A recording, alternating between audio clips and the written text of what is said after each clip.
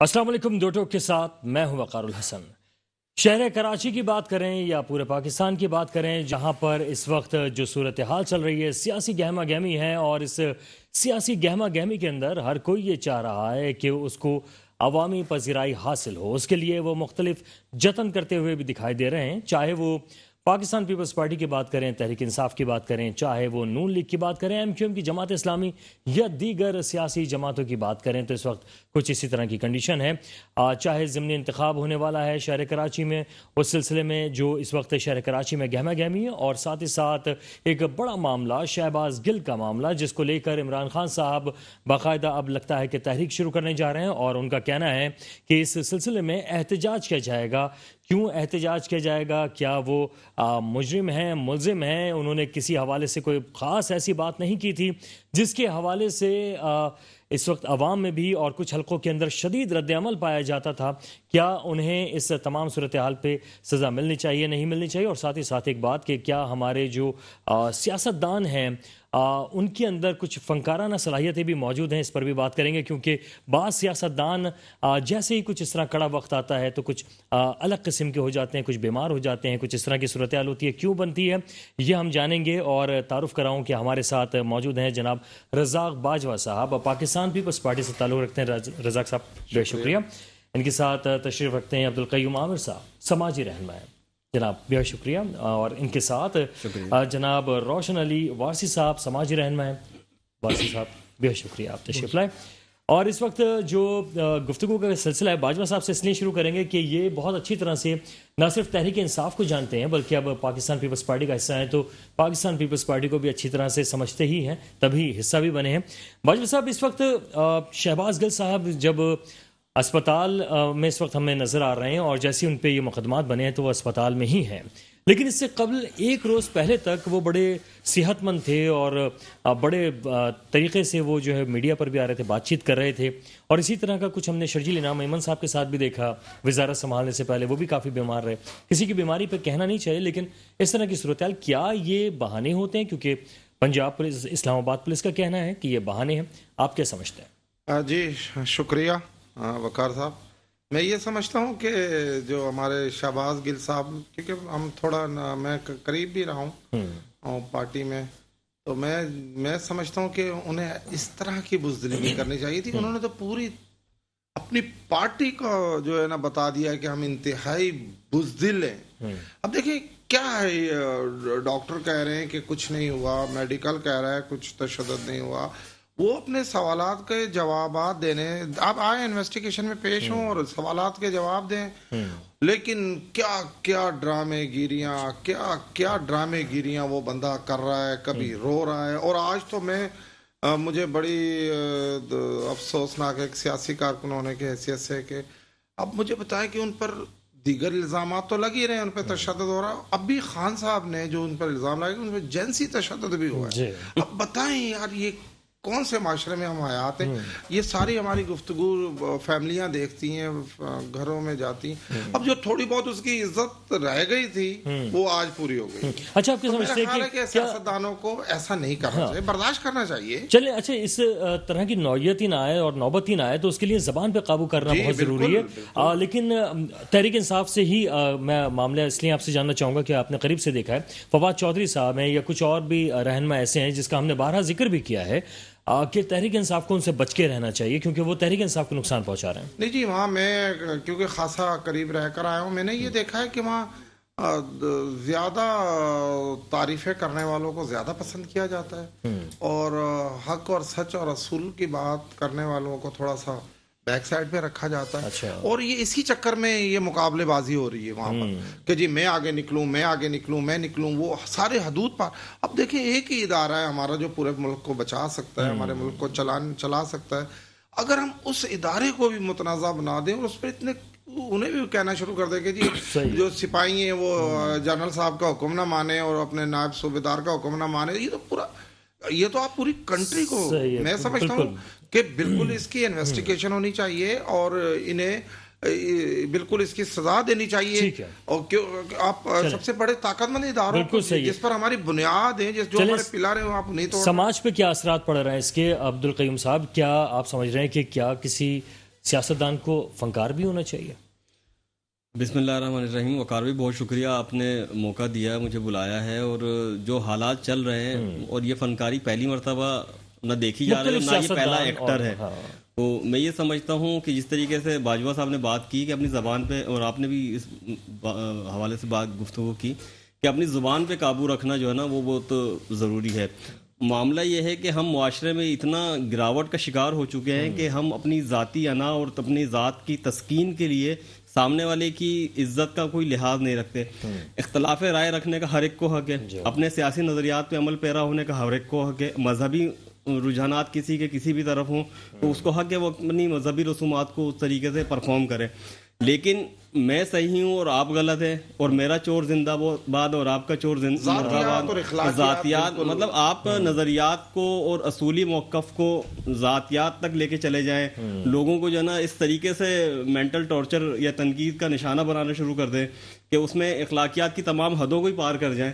तो बहरहाल इस तर्ज अमल के सामने बंद बांधने की बहुत अशद ज़रूरत है।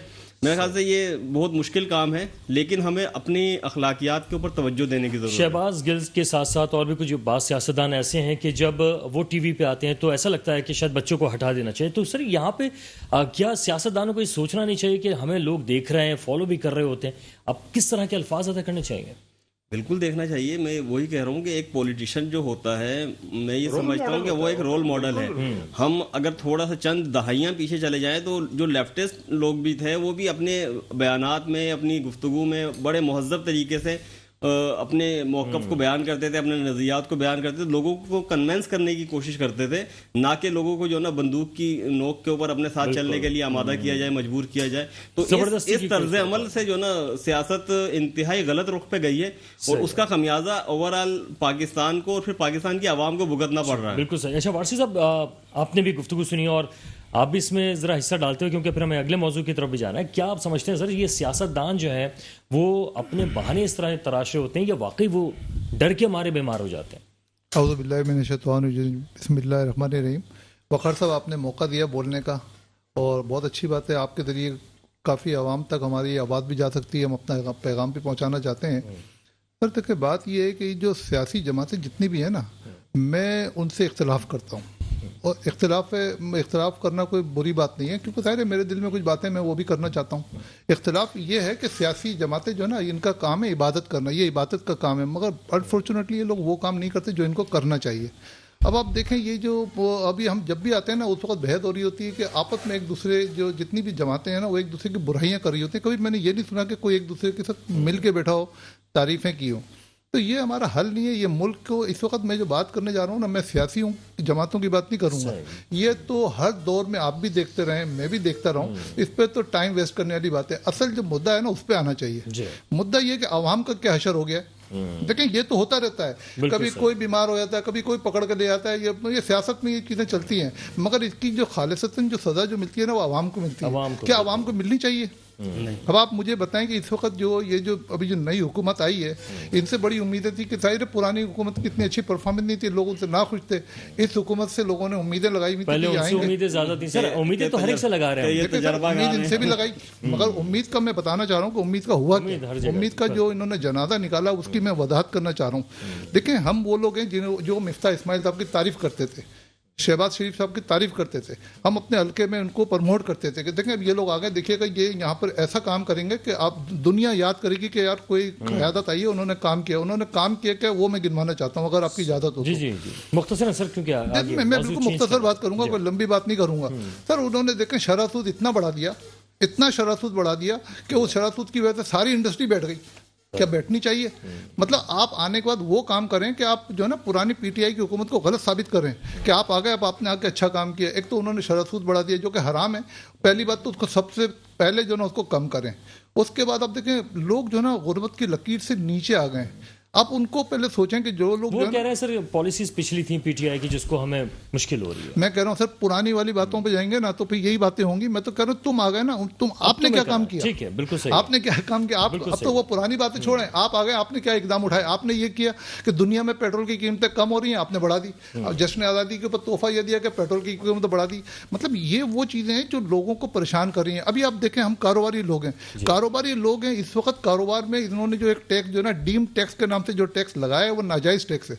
अब वो टैक्स के पैसे भी अदा करने, कारोबार बंद है और पैसा उन्होंने लगा दिया कि जो 2.5 करोड़ से 1 रुपया भी किसी के ऊपर होगा तो उसके ऊपर वो डीम टैक्स लेंगे। वो डीम टैक्स कहाँ से देंगे हम? क्योंकि जाहिर है जो प्रॉपर्टियां सारी स्टक हो गई, पैसा आ नहीं रहा, इनकम हो नहीं रही, प्रॉपर्टी सारी स्टक हुई हुई है, सारे कारोबार बंद हुए हैं। अभी इनकम टैक्स वालों को बोलेंगे भाई पैसे दो, हम बोलेंगे पैसे नहीं है तो वो कहेंगे ठीक है एफबीआर का नोटिस आएगा, तो इसका जिम्मेदार कौन है?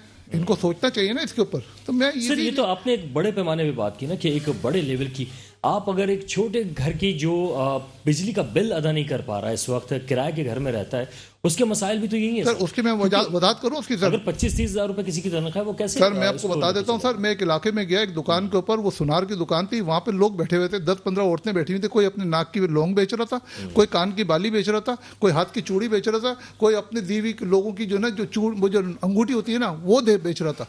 तो वो मैंने अपने उससे पूछा यार क्या तुम? बोले रोशन भाई जितने की है ना मैं उतने की इनको दे रहा हूँ क्योंकि यार ये बहुत गरीब लोग हैं, ये अपने घर का 1 हफ्ते का राशन डालेंगे।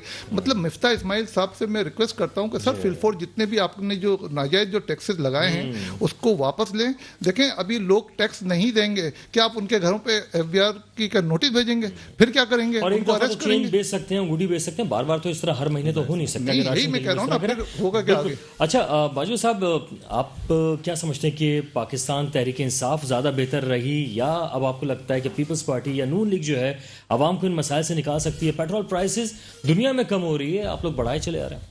देखें जी, ये पेट्रोल जो अब बढ़ा है इसकी मजम्मत सारे इत्तेहादियों ने की है।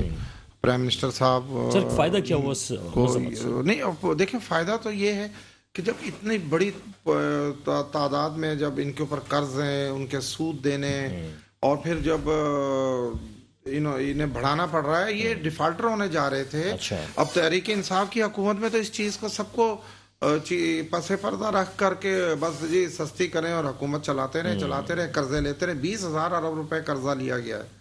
मैं कोई इल्ज़ाम नहीं लगा रहा हूँ तहरीक इंसाफ पर, मैं ये एक रियली जो चीज़ें सामने आ रही हैं, जो अब कर्ज इतने सारे ले लिए, अब जब इन्हें गवर्नमेंट इत्तेहादियों को मिली है, उसमें ज़ाहिर है पीपल्स पार्टी भी शामिल है, सारी जमातें शामिल हैं, तो ये सब इत्तेहादी और पीपल्स पार्टी गवर्नमेंट लेने के हक में नहीं थे, लेकिन ऑप्शन नहीं था। अब अगर तहरीक इंसाफ की गवर्नमेंट को खत्म किया जा रहा था। सर लगता है ऐसे कि नून लीग हक में नहीं थी, पीपल्स पार्टी ने जबरदस्ती हार पहना दिया नून लीग? नहीं, ऐसी बात नहीं है। देखें अभी पेट्रोल महंगा हुआ तो पीपल्स पार्टी की आला क़यादत ने, पूरी जरदारी साहब ने उसको कंडम किया है और एहतजाज भी किया है। और वो मेरा ख्याल है कि जिस तरह इत्तेहादियों का और पीपल्स पार्टी का मौजूदा हुकूमत का दबाव, ये वापस हो जाएगा, ये पेट्रोल वापस कम हो जाएगा, पेट्रोल कम हो जाएगा और होना चाहिए। हाँ। लेकिन मजबूरी है कि गवर्नमेंट चलाने के लिए जो इनके पास पैसा नहीं है, मौजूद नहीं है मुल्क, वो एक मसाला। लेकिन सर अब मामला ये आ रहा है कि आप तमाम मामला तो तब चलाएंगे जब MQM आपके साथ रहेगी। वो कह चुकी है कराची का जो हाल है उसके बाद हम साथ नहीं चल सकते। तमाम वादे आपने तोड़ दिए। मेरा ख्याल है कि MQM साथ है और साथ रहेगी इंशाल्लाह। वो हमारी इत्तेहादी जमात सर वादे पूरे करने जा रहे हैं, कराची बनाने जा रहे हैं। बनाना चाहिए, बिल्कुल बनाना चाहिए। अगर अब लोकल बॉडी अब इलेक्शन आ रहे हैं, इंशाल्लाह मेयर कराची जिस भी पार्टी का बनेगा, मैं ये नहीं कह रहा हूँ कि भाई वो हमारा बनेगा, और जिस भी पार्टी का अगर वो मेयर बनता है उसे खिदमत करनी चाहिए, उसे खिदमत करनी चाहिए। बिल्कुल सही। हम ज़रा अपने जो तज़ियाकार हैं उनसे भी पूछेंगे, समाजी कारकुन से भी पूछेंगे कि जनाब क्या कराची शहर जो है उसके लिए डेवलप के लिए कोई काम कर रहा है? पाकिस्तान पीपल्स पार्टी क्या कुछ कर रही है, या MQM ने आवाज़ उठाई, जमात इस्लामी ने क्या किया, और दीगर सियासी जमातों का? एक ब्रेक के बाद वापस आते हैं, हमारे साथ रहिए।